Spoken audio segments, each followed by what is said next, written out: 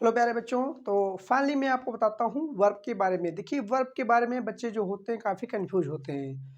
आज जो आपका ये वर्ब का टॉपिक है काफ़ी खास होने वाला है, क्योंकि देखिए वर्ब के बारे में डिटेल में जानकारी होना अलग बात है। देखिए, अगर आपने जनरली पढ़ा होगा तो वर्ब में आपने बेसिकली केवल उन चीज़ों को पढ़ा है जो आपके लिए बेकार हैं। जैसे आपने केवल वर्ब में डिटेल में नहीं जा करके आपने इन जनरल पढ़ लिया है, जिससे वर्ब दो प्रकार का होता है, ट्रांसिटिव, इंट्रांसिटिव, और वर्ब की आपने डेफिनेशन पढ़ करके उसको छोड़ दिया आप।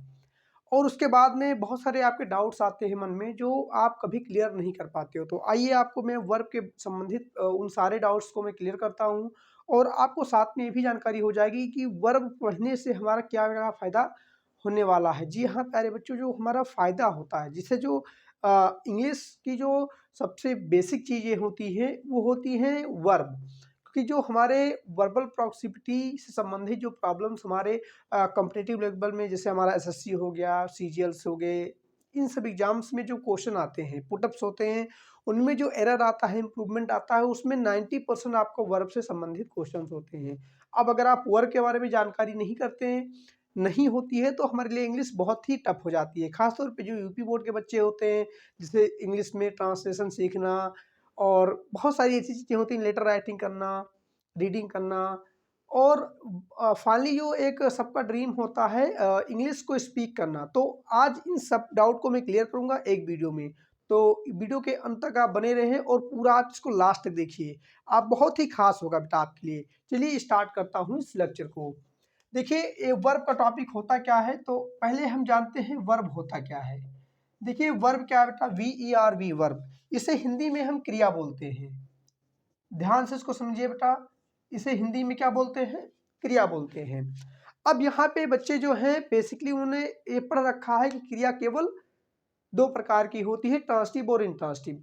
उन बच्चों को मैं बताना चाहता हूँ कि देखिए बेटा, हमको डिटेल में भी जानकारी होनी चाहिए। अब आइए मैं आपको थोड़ा अलग बताता हूँ। देखिए, आपने इसकी जो परिभाषा पढ़ी, डेफिनेशन हिंदी में, किसी काम में करना या होना पाया जाता है। अगर किसी काम में करना या होना पाया जाता है तो बेसिकली हमारी क्या होती है बेटा?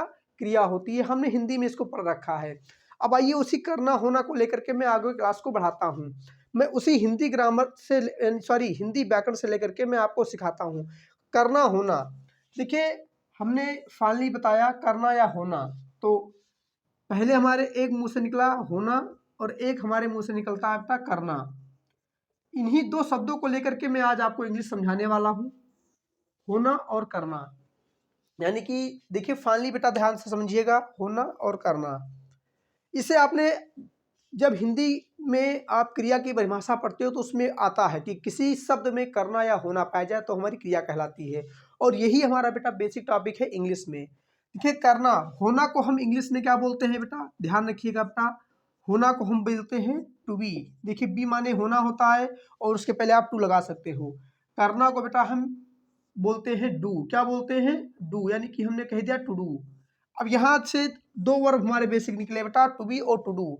अब ये टू बी और टू डू होता क्या है, इसी की जानकारी अगर आप कर लेते हैं तो बेसिकली ध्यान रखिए बेटा, अंग्रेजी की सारी प्रॉब्लम आपकी सॉल्व हो जाती है। तो अगले वीडियो में मिलते हैं आपको, और मैं वहाँ आपको सिखाऊंगा कि टू बी वाली वर्ब क्रिया क्या होती है और टू डू वाली क्रिया क्या होती है।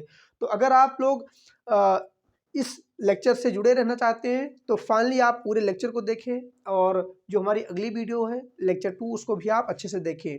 तब तक के लिए good day, have a nice day.